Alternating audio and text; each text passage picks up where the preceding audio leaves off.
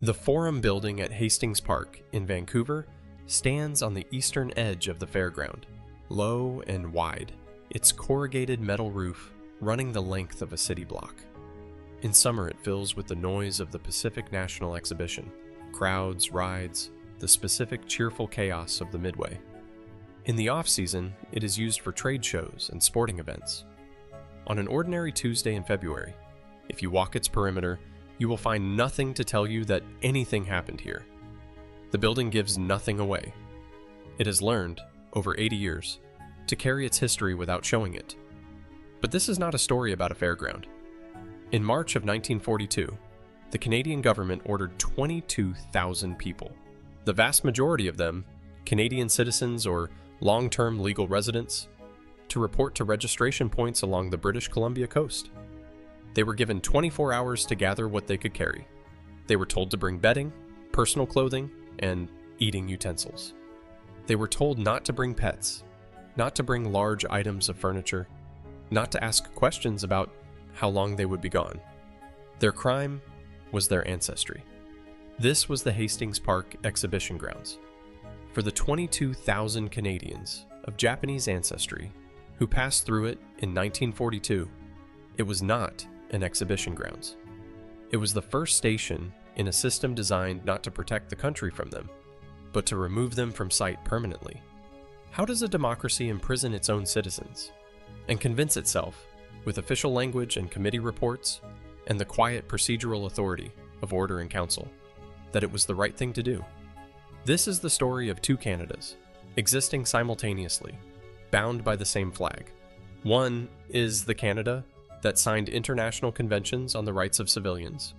The other is the Canada that used those same years to build a bureaucratic machine for the disposal of 22,000 of its own people, and then spent the next 4 decades making sure no one was held responsible for it.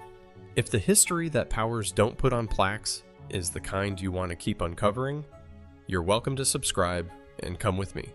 To understand what happened in British Columbia in 1942, you have to understand the particular character of anti-Asian racism on Canada's Pacific coast.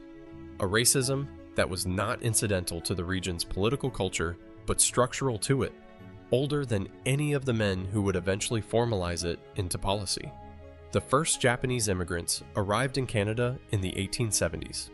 They came as fishermen and laborers, joining a Pacific coast already hostile to Chinese immigration, a hostility that the Canadian Parliament had codified in 1885 with the Chinese Immigration Act and the head tax, a levy applied to Chinese newcomers that reached $500 by 1903, roughly 2 years' wages for a laboring man.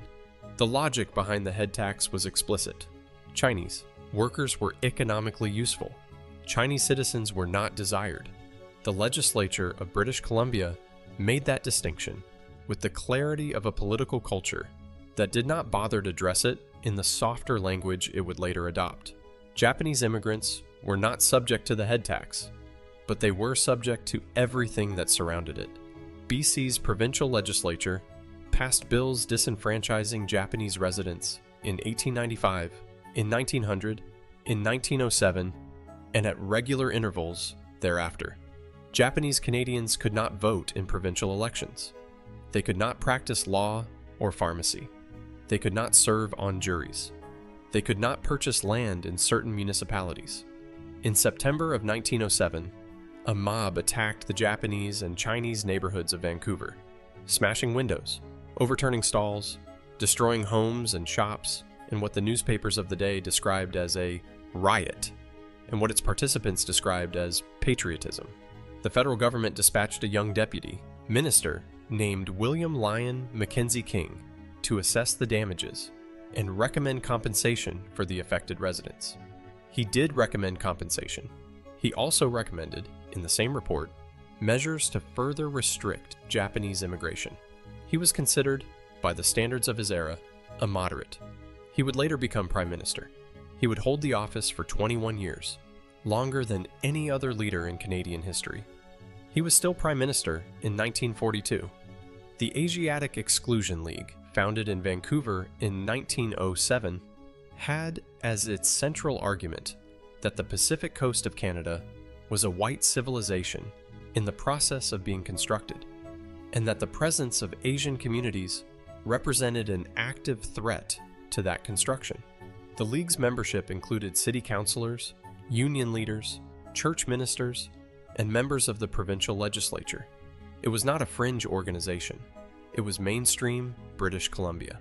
By 1941, Japanese Canadians had lived in British Columbia for 60 years. They had built fishing fleets and farming communities and schools and newspapers and churches.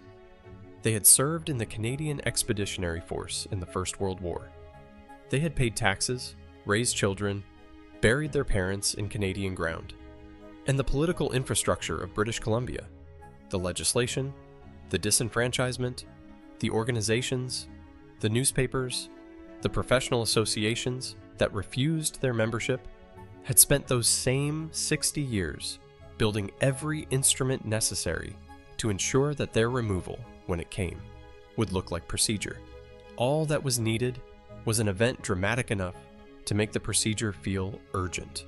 Ian Alastair Mackenzie was born in Scotland and spent his entire political career in British Columbia, where he discovered that anti-Asian sentiment was the most reliable constant in the province's electoral arithmetic. He was elected to the House of Commons in 1930. He served as Minister of National Defense and later as Minister of Pensions and National Health. He was the senior BC representative in the federal cabinet through the years that mattered most. He was not a subtle man. He did not use the careful, bureaucratic language that would later be applied to justify the internment in official documents. In private correspondence and in party meetings, Ian Mackenzie was direct. He intended to remove Japanese Canadians from British Columbia permanently, and he intended to use whatever event or mechanism was available to accomplish it. In November of 1941, before Pearl Harbor, before any military justification existed, Mackenzie wrote to Mackenzie King's cabinet secretary outlining the political benefits of a forced evacuation of Japanese Canadians from the BC coast. He framed it as a security measure. His private correspondence framed it differently. "It is the plan of the BC government," he wrote to a political ally, "to get rid of the Japs for all time." He did not write this in a private diary. He wrote it in a letter to another elected official. He was never asked to resign. He was never censured. He was re-elected in 1945, after the evacuation he had driven was already complete, and after its consequences for 22,000 people were already visible in the public record. Mackenzie King was, by contrast, a man of considerable subtlety and considerable self-deception, a distinction that, for the people caught between them, produced no practical difference. King kept a detailed diary throughout his political life, a diary that would eventually run to 30,000 pages, and that historians have spent decades parsing for evidence of what he actually believed as opposed to what he said publicly. In January of 1942, in the weeks following Pearl Harbor, King's diary entries on the Japanese-Canadian question reveal a man who knew what he was doing was not justified by military necessity, who was troubled by it, who consulted advisors who told him it was not necessary, and who proceeded anyway, because the political pressure from British Columbia was, in his calculation, irresistible. He wrote, "I have no doubt that the feeling in BC is very strong, and that it would be better to err on the side of doing too much than doing too little." He was not describing a military assessment. He was describing an electoral calculation. He was never charged with anything. He died in 1950 and is memorialized on the $50 bill. The bureaucratic machinery Mackenzie King set in motion was not improvised. It drew on structures already built: the registration apparatus, the disenfranchisement mechanisms, the network of provincial and federal agencies whose authority over Japanese Canadians had been accumulating for decades. What Pearl Harbor provided was not the machinery. The machinery was already there. What Pearl Harbor provided was a reason that would be accepted without question by a public already primed to accept it. Hastings Park had been built to celebrate things. The Pacific National Exhibition opened in 1910 as an annual showcase of agriculture and industry, the kind of institution that growing cities built to demonstrate that they had arrived at civilization. The grounds sprawled across 155 acres of East Vancouver. The grandstand, the exhibition halls, the racetrack, the animal barns. The Forum building, constructed in 1931, was the centerpiece, a long, low-ceilinged structure originally intended for livestock shows, and later expanded into an indoor arena. Its floor was concrete. Its walls were metal. In winter, it was cold enough to see your breath.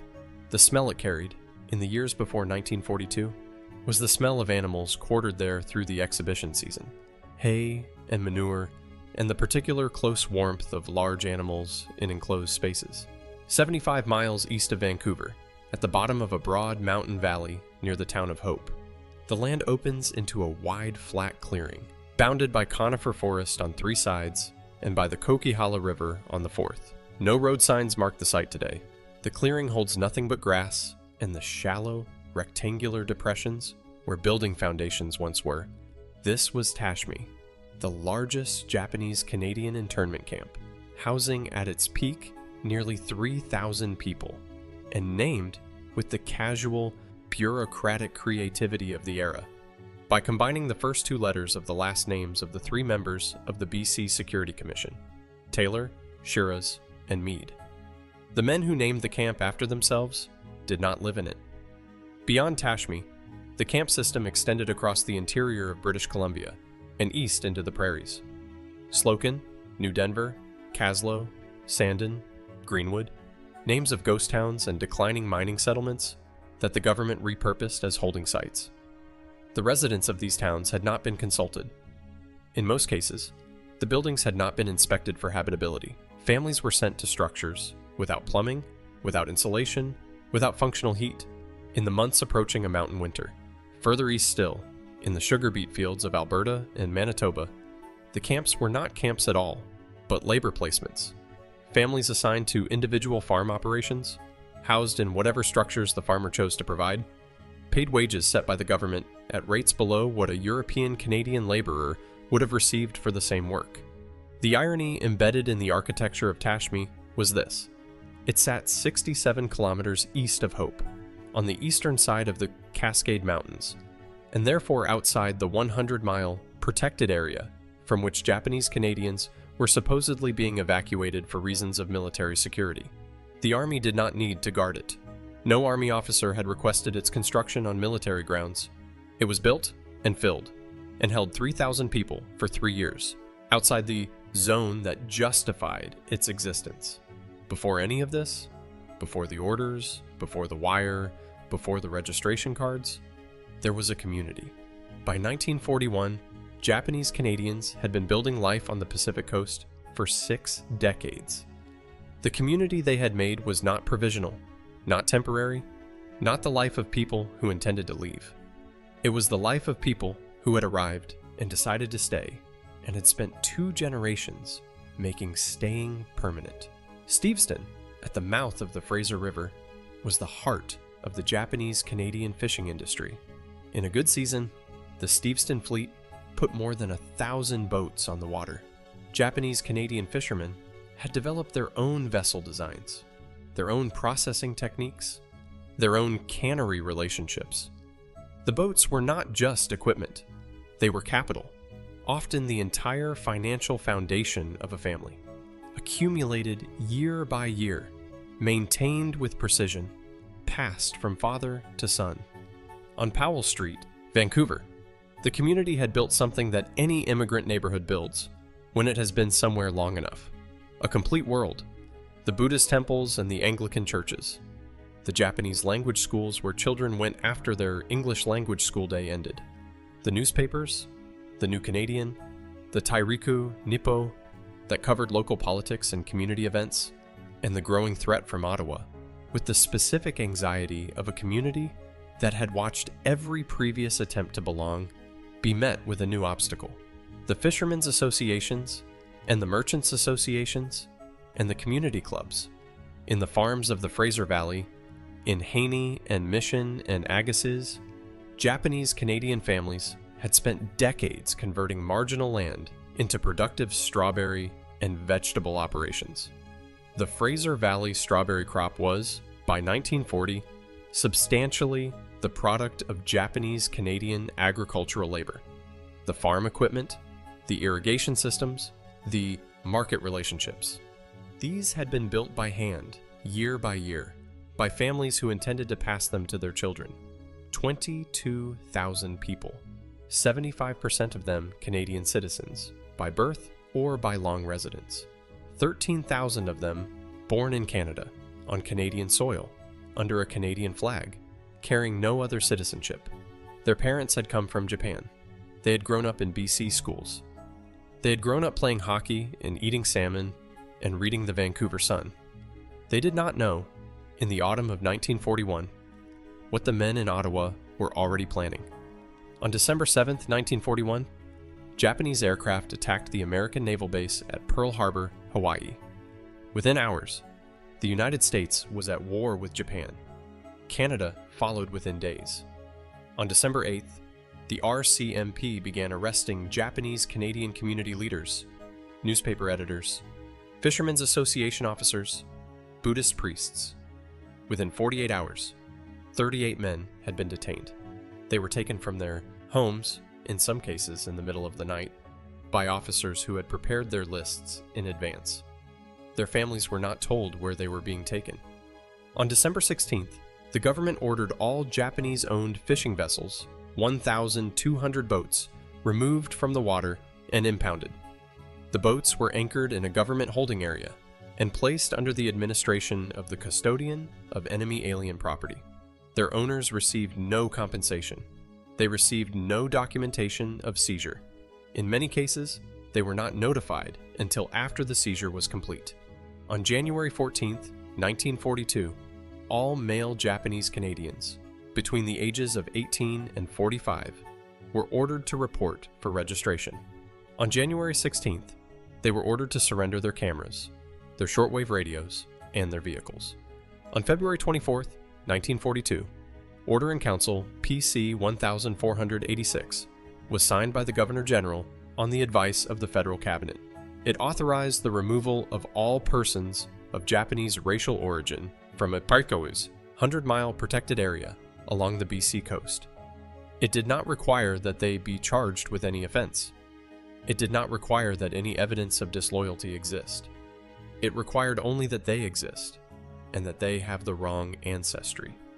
The order was issued under the War Measures Act, a piece of legislation designed for genuine national emergency that suspended the civil rights guarantees of the British North America Act for anyone the government chose to designate as a threat.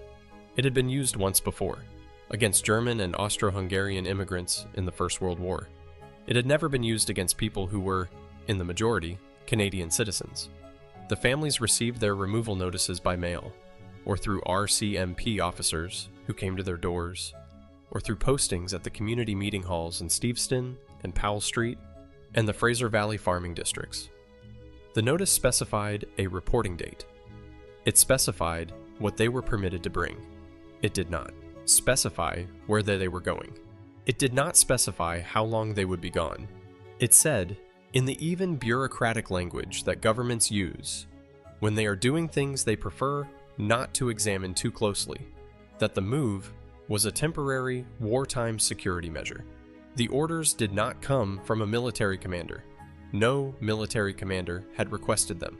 The orders came from a cabinet that had calculated, precisely and without illusion about what it was doing, that the political cost of inaction was higher than the human cost of 22,000 lives. Something was already in motion that the families standing in those lines could not have known about yet. The British Columbia Security Commission was established on March 4, 1942, 10 days after PC 1486 was signed, to administer the evacuation. Its 3 commissioners gave their initials to the name of a camp where they would never spend a night.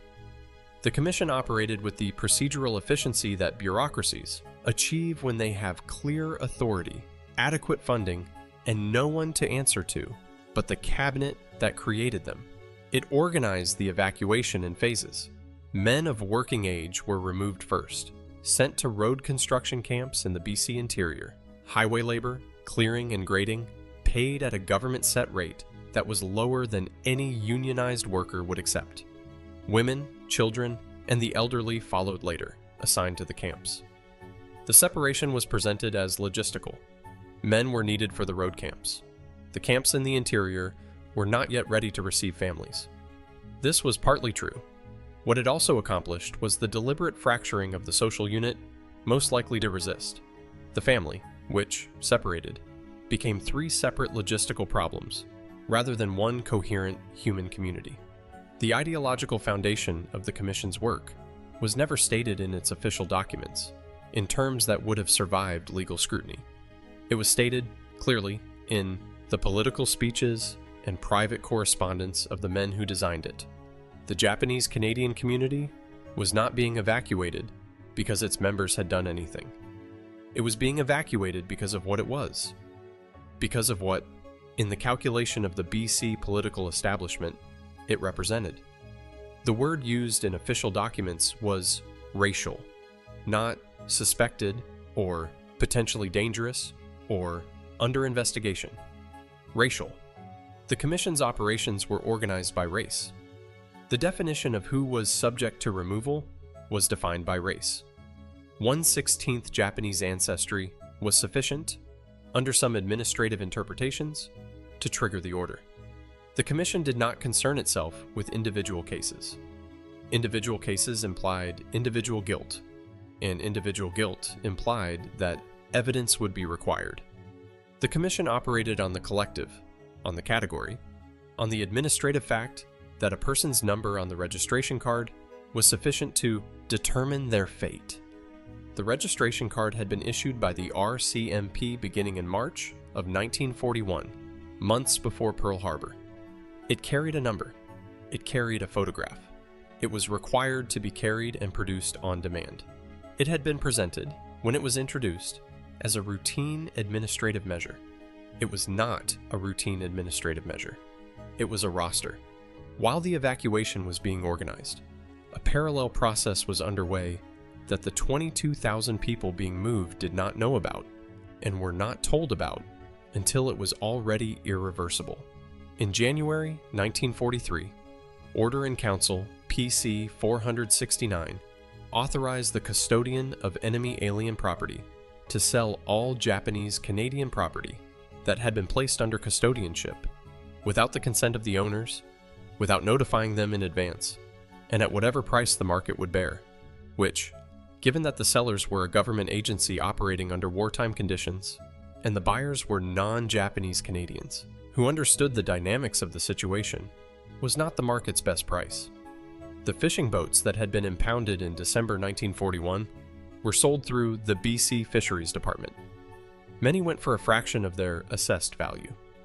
The farms in the Fraser Valley were sold, some to neighboring farmers who had watched those farms being built, and who now purchased them at prices that reflected the absence of competition. The houses on Powell Street and in Steveston and in Haney went through the custodian's office, which charged an administrative fee for the service of disposing of other people's property without their knowledge. The proceeds of these sales went into accounts administered by the custodian. From those accounts, the government deducted the cost of interning the families, the cost of the trains that transported them, the cost of constructing the camps, the administrative cost of the commission itself. When families who had owned property substantial enough to cover these costs received their accounting, they found a balance of whatever remained after the government had taken its expenses. When families whose property had been sold for less than the cost of their internment received their accounting, they found a bill. The Canadian government charged Japanese Canadians for the cost of their own imprisonment, then used the proceeds of their stolen property to pay the invoice. This was not an administrative error. It was the deliberate policy of the custodian's office, approved by the federal cabinet, implemented by civil servants, who understood exactly what they were doing, and documented it in correspondence that has since been read by historians in the National Archives. Inside the camps, daily life was structured around the specific indignities of a system that had been built quickly, under wartime conditions, with the minimum expenditure of resources that the government believed it could justify to a public that was not, in any case, paying close attention to what was happening in the BC interior. At Hastings Park, The livestock building had been converted, and the word converted here means divided by temporary partitions into family stalls, each partition space receiving one family, regardless of its size. The concrete floor retained its chill through March. The smell of the previous occupants, cattle and horses quartered there through the exhibition season, had not been removed because there had not been time to remove it, and because the women and children who would be sleeping on cots above that floor had not been considered in the planning sufficiently to make their olfactory experience a logistical priority. Women arriving at Hastings Park were processed through a registration system that assigned each family a number corresponding to their existing RCMP registration numbers. They were given medical examinations, in open rooms, without privacy screens, conducted by physicians they had never met, without interpreters available for women whose English was insufficient to navigate what was happening. The medical records generated by these examinations were filed and retained. The women were not given copies. There were no kitchen facilities in the livestock building's converted sections. Meals were prepared centrally and distributed. The food was institutional, sufficient in calories, carefully not sufficient in the specific nourishments that the particular tastes and customs of 22,000 people required. The washing facilities were inadequate for the number of people using them. This was documented by the Red Cross inspectors who visited Hastings Park and filed reports that went to the Security Commission. The Commission acknowledged the reports and continued operating. In the interior camps, in Tashme, in Slocum, in New Denver, the inadequacy was structural rather than temporary. The buildings at Tashme had been constructed by the men sent there in advance, Japanese-Canadian men, who had been directed to build the camp in which they and their families would be imprisoned.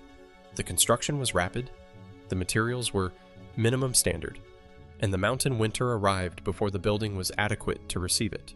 Families in Tashme recorded temperatures inside their structures that fell below freezing on winter nights.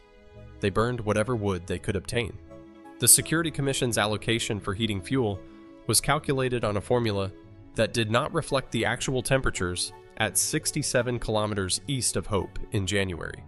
One patient in the camps described, in a letter to a relative who had managed to remain in eastern Canada, the experience of waking in the morning to find the water in the cup beside her bed frozen solid in the night. She did not have the vocabulary yet for what this represented: the deliberate administrative decision to house human beings in buildings whose insulation was insufficient for the climate they occupied. She simply described it. She said, "The cup was frozen." She said, "I am still here." In the road camps, men performed physical labor, highway construction, land clearing, under conditions that combined the physical demands of manual work with the psychological conditions of imprisonment. They were not free to leave. They were not free to correspond with their families without their letters being opened and read by the Security Commission. They were not free to refuse the work assignment. They were not free to know, with any certainty, when the assignment would end or what would happen to their families while it continued. The sugar beet farms of Alberta and Manitoba received families, not men separated from families, but complete family units, assigned to individual agricultural operations as contracted labor.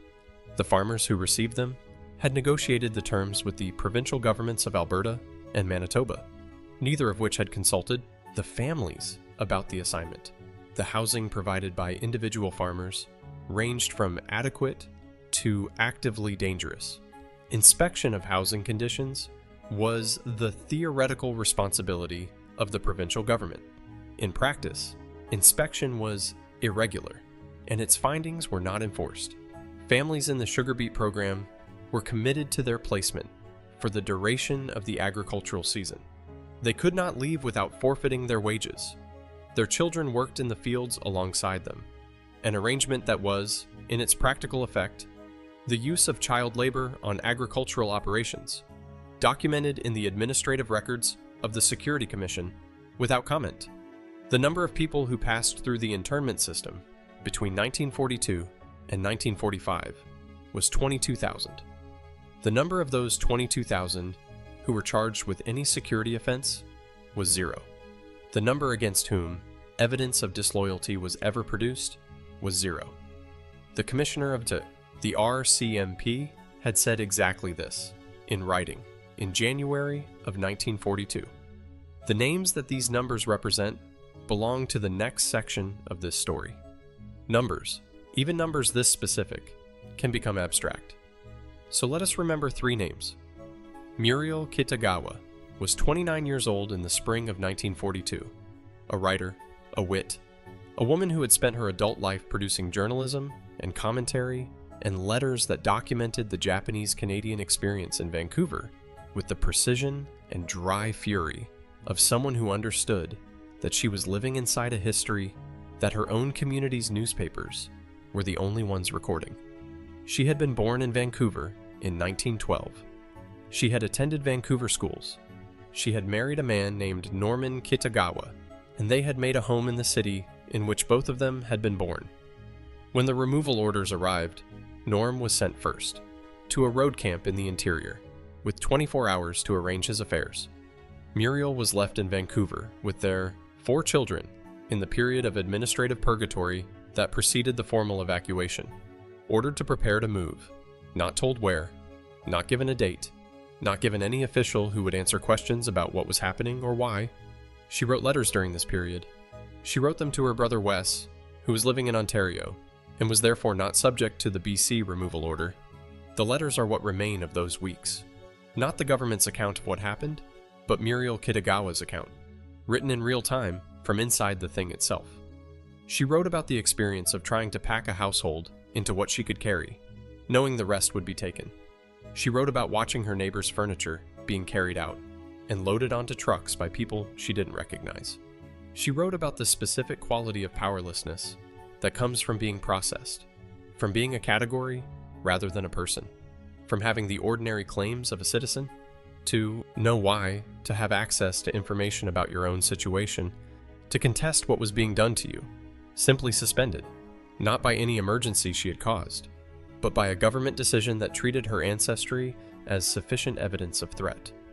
She wrote, "The tension and the not knowing. Can you imagine?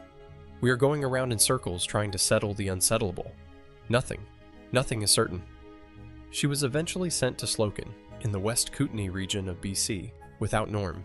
She spent most of the war years separated from her husband, raising 4 children in a mountain community that had not been built to receive them and was not welcoming of their arrival.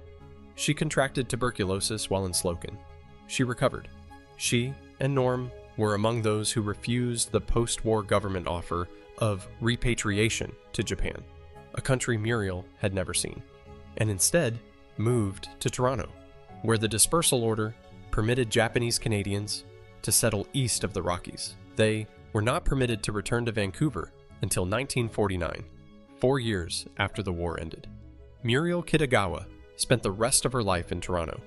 She continued writing. Her letters from the evacuation period were published in 1985, 11 years after her death, as "This is my own, letters to Wes." They are the primary documentary record of what the evacuation felt like from the inside, which is to say, they are what the government's own records are not. Masumi Mitsui was 54 years old in March of 1942 when the removal order arrived at his farm in Haney, BC. He had arrived in Canada from Japan in 1908, taken the naturalization oath, and built a strawberry operation on land in the Fraser Valley that he had spent 3 decades bringing into production. He was a subject of the king. He had served the king in uniform. In 1916, Masumi Mitsui enlisted in the Canadian Expeditionary Force. He served in France. He was wounded at Vimy Ridge. He received the Military Medal for Bravery in the field, one of the highest non-commissioned honors the Canadian military could bestow. He returned to Haney after the war and spent the next 25 years farming. He had done everything that a country asks of a man who belongs to it. The removal order did not distinguish between veterans and non-veterans. It did not distinguish between the naturalized citizen who had bled for Canada at Vimy and the farmer who had never held a rifle. It distinguished only by race. Mitsui reported for processing. He was assigned to Tashmi. He arrived in the Coquihalla Valley at 67 kilometers east of Hope and found the camp that had been built by other Japanese Canadian men sent ahead to construct it, the men who had built the thing they would then be required to inhabit. He was housed in a structure that was, by the standard of the military medal, an insult so complete it required no words to describe. His farm in Haney was sold by the custodian's office. The proceeds were applied against his internment costs. He received an accounting. He was released in 1945. He was not permitted to return to Haney. He was not permitted to return to British Columbia until 1949. The farm was gone. The equipment was gone. The 3 decades of agricultural work that had created the farm's productivity were not transferable to the new owners, who got the land, but not the knowledge that had made it what it was. What they got was a strawberry farm. What they paid was a fraction of what it was worth. Masumi Mitsui died in 1987 at the age of 99. He was among the survivors who received, in 1988, the government's redress payment of $21,000 and the Prime Minister's apology. He accepted both. He did not say what he thought they were worth. Chia Mori was 31 years old in the winter of 1942. She had grown up in Steveston, the daughter of a fisherman who had brought his family to the Fraser Delta in the early 1920s.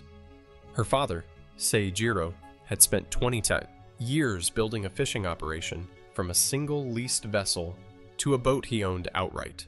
A 40-foot gill netter, the physical accumulation of 2 decades of seasons on the river. The boat was the family's largest asset. It was, in the most literal sense, what they had. The RCMP seized the boat in December of 1941 with the rest of the Steveston fleet. They received no notice before the seizure and no compensation after it. The boat was held in the government impoundment at Annieville and sold through the BC Fisheries Department in the summer of 1942, while the family was at Tashme. The sale price was $40. The assessed value of the boat, documented in the family's pre-war insurance records, was $920. Chie was not told about the sale until it was complete. She received a letter from the custodian's office informing her of the transaction and the amount. The letter was, in its formal administrative language, a notification. What it was, in the experience of the woman reading it in a camp at 67 kilometers east of Hope, while her father's health deteriorated in the mountain cold, was a document that confirmed the disappearance of everything. The family's Steveston house had been rented, not owned, which meant the custodian had no property to liquidate on their behalf and no proceeds to apply to their internment costs, which meant they received the bill in full. Chie Mori filed a claim through the Byrd Commission, the 1948 Royal Commission established to adjudicate Japanese Canadian property losses when the war was over and the family had dispersed to Ontario. The Byrd Commission reviewed claims on the basis of documented evidence. Seijiro's boat was documented. The commission awarded the family $225 for the boat. The commission did not compensate for lost income from the seasons they did not fish while imprisoned. It did not compensate for the 3 years during which a working fishing vessel sat impounded and deteriorating before being sold at $40. It did not compensate for the difference between $40 and $920. It compensated for what could be strictly proven in documentation and added a fraction of the documented loss. Chia Mori did not fight the award.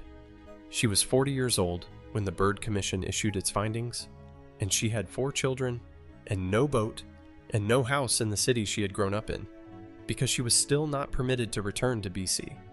She took the $225 and said nothing further on record. These 3 represent thousands more. Families who lost farms that had taken decades to build. Children who missed years of formal schooling in the mountain camps and emerged into the post-war world without the educational foundation their peers had accumulated. Elderly parents who did not survive the displacement and died in the camps or in the scattered post-war diaspora, far from the communities they had spent their lives constructing. Men and women who carried the administrative designation of enemy alien in their own country, the country where they had been born, where they had voted, where they had paid taxes and served in uniform and done everything that citizenship asks for the rest of their lives. None of them had done anything. The government knew this when it issued the orders. It issued them anyway. In January of 1942, RCMP Commissioner Stuart Taylor Wood prepared a memorandum for the federal government on the question of Japanese-Canadian loyalty and military threat. The memorandum was based on RCMP intelligence files accumulated over years of surveillance of the Japanese-Canadian community, surveillance that had intensified sharply after 1937 and had produced a detailed picture of a community with no organized subversive activity, no weapons caches, no communication infrastructure connected to the Japanese military, no evidence of espionage. Commissioner Wood's memorandum stated clearly that mass evacuation of Japanese Canadians from the BC coast was not justified by any intelligence the RCMP possessed. He stated that the community did not represent a security threat of a kind that required the extreme measure of mass removal. He recommended that suspicious individuals be dealt with individually, as their files warranted, rather than the entire community be subject to collective punishment. The memorandum was classified. It was not shared with Parliament. It was not referenced in the cabinet discussions that produced PC 1486. When the order was signed 30 days later, Commissioner Wood's assessment of its military necessity was on the record, and deliberately excluded from the record that mattered. Mackenzie King's diary entry from the period confirms that he was aware of the assessment. He did not find it persuasive. What he found persuasive was the volume of letters from BC members of Parliament and the polling data from the province. He wrote about military necessity in his public statements. He wrote about BC politics in his diary. Richard Helms, in 1973, ordered CYA files shredded. Ottawa's version of that erasure was quieter, more procedural, and began not in 1973 but in 1942, in the language of the orders themselves, orders that were framed as temporary security measures, rather than what they actually were, creating a paper record that future governments could cite without having to acknowledge what the paper obscured. The Byrd Commission of 1947 to 1950, which was established to adjudicate property loss claims, was designed with damage limits that made full restitution structurally impossible. The Commission's mandate excluded claims for loss of income, loss of business opportunity, and the costs of displacement. It addressed only documented physical property losses, and it assessed those losses at levels that did not reflect what Japanese Canadians had been paid for their property, let alone what the property had been worth. The Commission processed 1,434 claims and awarded an average of $1,390 per claim against an average documented loss, more than 15 times that figure. Not one cabinet minister who signed PC 1486 was ever asked to account for the Commissioner's memorandum in a public forum. Not one civil servant who administered the property liquidations was ever charged with theft, because the custodian had been given legal authority to liquidate, and legal authority was all the law required. The politicians who designed the system retired with their reputations intact. Several received honors. Ian Mackenzie's name appears on a street in Vancouver. The redress movement that eventually produced an acknowledgement from the federal government moved through 40 years, with the specific kind of persistence required of people who are fighting a government that has financial and institutional reasons to delay. Roger Obata, a Japanese Canadian civil rights activist born in Vancouver in 1914, began organizing for redress in the late 1970s, alongside other survivors and their descendants within the National Association of Japanese Canadians. He had been interned at age 27, had rebuilt his life in Toronto after the war, and had spent the intervening decades watching the government's acknowledgement of what had happened stay carefully, systematically inadequate. The NAJC's redress campaign ran from the late 1970s through 1988. It was not simple. The federal government of the day, under Pierre Trudeau first, then John Turner, finally Brian Mulroney, engaged in negotiations that the NAJC documented as a decade of strategic delay, offers designed to appear generous, while falling short of what the community had determined was the minimum acknowledgement the historical record required. One early federal offer was for a community fund of $6 million, with no individual payments and no personal apology. The NAJC rejected it. In January of 1988, the CBC's Fifth Estate broadcast a documentary on the internment that brought the evidence of what had happened to a national television audience for the first time at scale. CBC footage showed the unmarked foundations at Tashme. It showed the Byrd Commission records. It showed the classified RCMP memo. The documentary did not produce a government response. It produced a spike in public awareness and a period of parliamentary silence.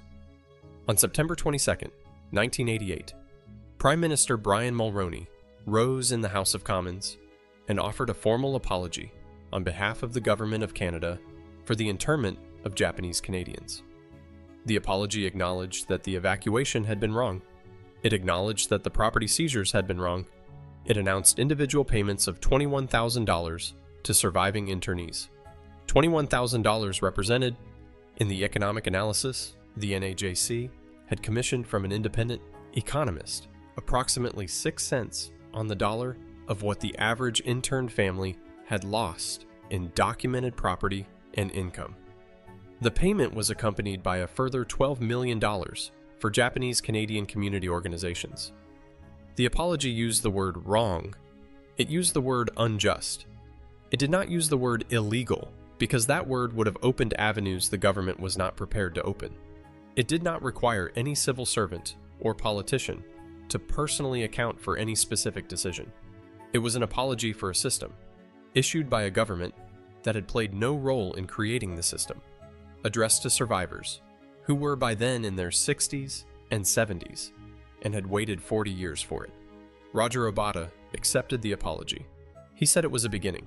He died in 2012 at the age of 97, having spent the last 24 years of his life watching what came after the beginning. The framework that made the Japanese Canadian internment possible did not retire when the camps closed. It traveled.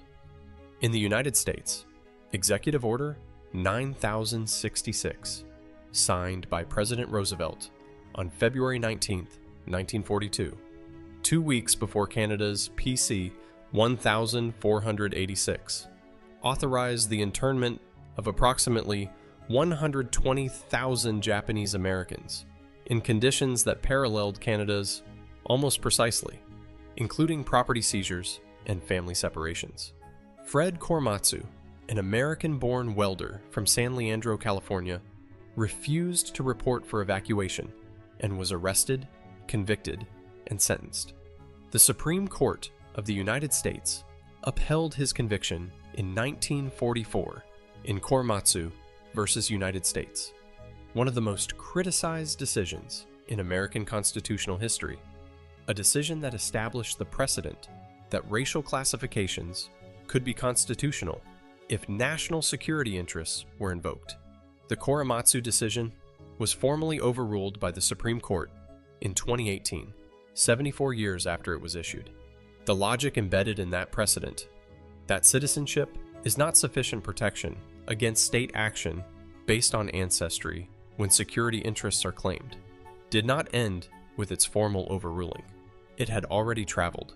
After the September 11th, 2001 attacks, the United States Department of Justice implemented the National Security Entry-Exit Registration System, NSEERS, which required male non-citizens from 25 predominantly Muslim and Arab countries to register with the government, submit to interrogation, provide fingerprints and photographs, and check in regularly with authorities. The program was modeled explicitly on a registration framework. Approximately 83,000 people registered under NSEERS. Not one was found to have terrorist connections through the NSEERS registration process. The program was formally ended in 2016.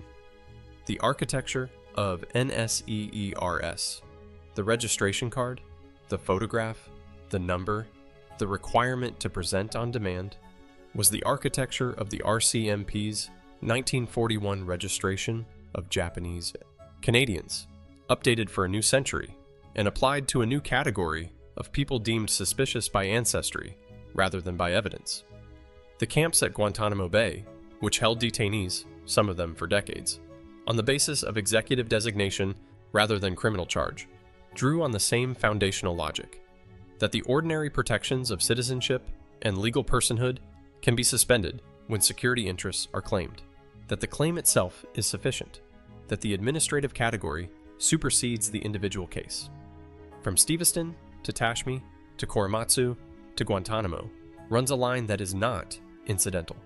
It is the recurring institutional discovery that the suspension of rights is most easily achieved when the people whose rights are being suspended have already been categorized as other, as a type, rather than a collection of individuals, as a category that can be processed rather than people who must be heard. The processing always begins with a registration card. The Forum building at Hastings Park is still there, still wide and low on the eastern edge of the exhibition grounds. The Pacific National Exhibition still runs every August. The Midway still operates. The building has been renovated multiple times. New floors, new lighting, new partition systems for the events it hosts.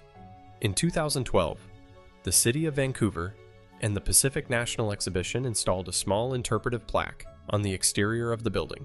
The plaque states that the building was used as an assembly center for Japanese Canadians during the Second World War.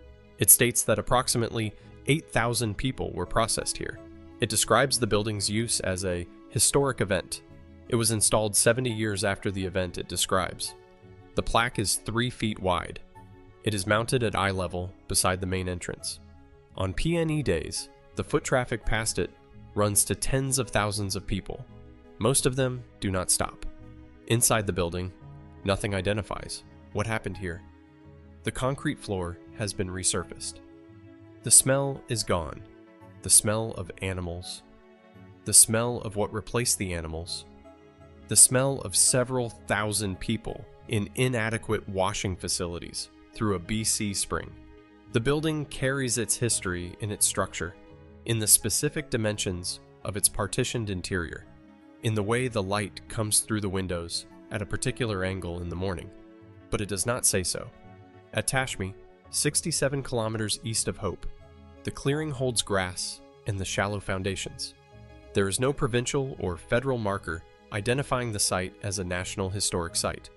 In 2021, a community organization erected a small wooden sign at the entrance to the clearing. The sign was funded by donations. It identifies the site by name.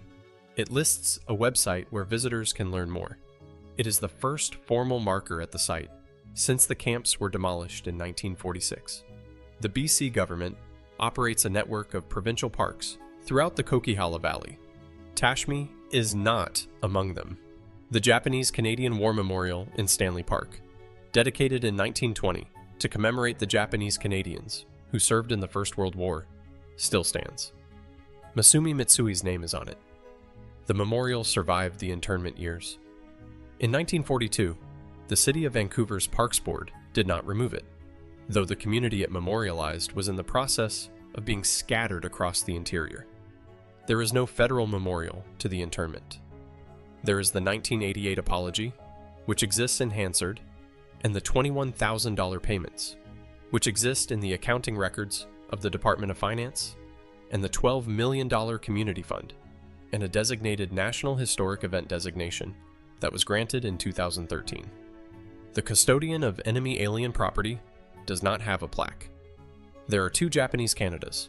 The first existed before 1942, 60 years of settlement and community building on the BC coast, a community that had survived disenfranchisement and exclusion, and the periodic violence of a province that did not want it, but could not dispense with its labor.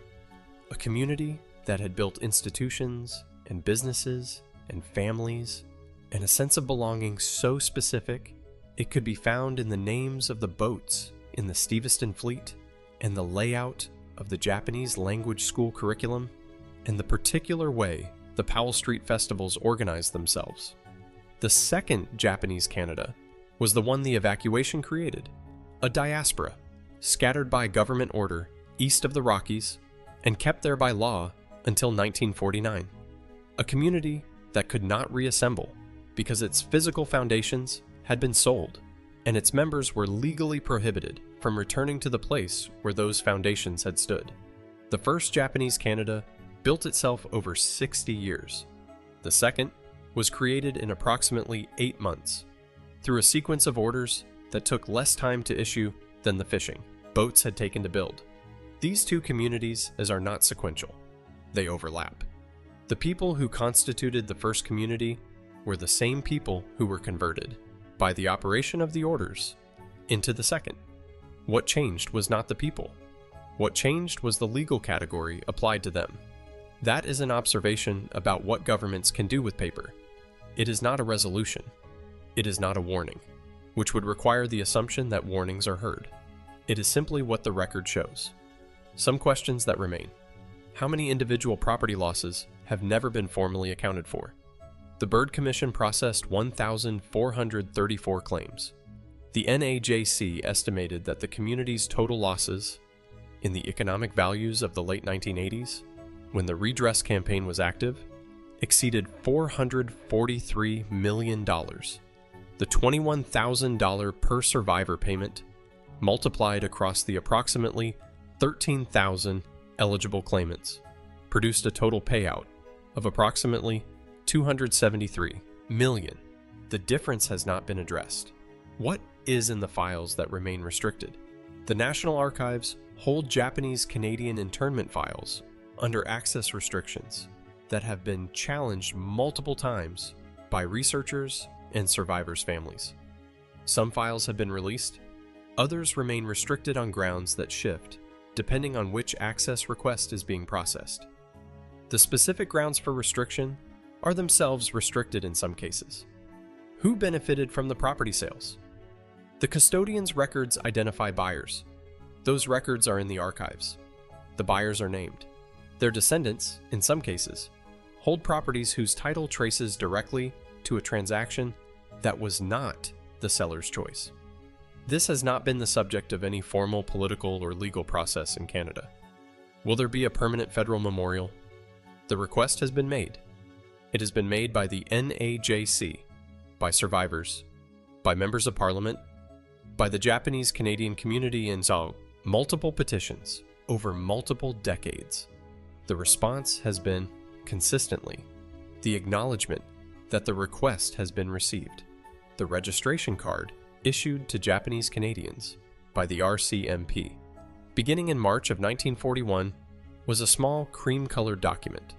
It bore a number. It bore a photograph. It was required to be produced on demand. At the opening of this story, it looked like administration. It looked like procedure, a government doing what governments do, maintaining the ledgers, keeping track of who was here. By now you know what it actually was. It was a roster compiled before the event it would be used to justify. It was the instrument by which 22,000 people were converted, in the space of a cabinet meeting and a governor general's signature, from citizens into a category that could be evacuated, confined, billed for its own confinement, and dispersed across a country that had, in the same breath, been fighting a war in the name of democracy. The card was small enough to carry in a pocket. The weight it carried was not. Some of those cards are in the National Archives now, filed, numbered, the photographs still clear after 80 years. The faces in the photographs are looking at a camera. They do not know yet what the number means. They do not know yet what the card will be used for. What does a country owe to the citizens it categorized out of citizenship? When the legal instrument of that categorization still exists, still readable in the archives, what does acknowledgement require beyond a plaque 3 feet wide and a payment of $21,000? The Forum building is open for the exhibition season. The foundations at Tashme hold the grass in that particular way that old concrete holds things, quietly, without complaint. And somewhere in the National Archives, in a box whose finding aid you can request if you know the right series number, a registration card sits in the dark. Someone's face, someone's number, the photograph still clear. We know the number. We know the face belongs to a person. We do not yet know what we are prepared to do about the distance between those two facts.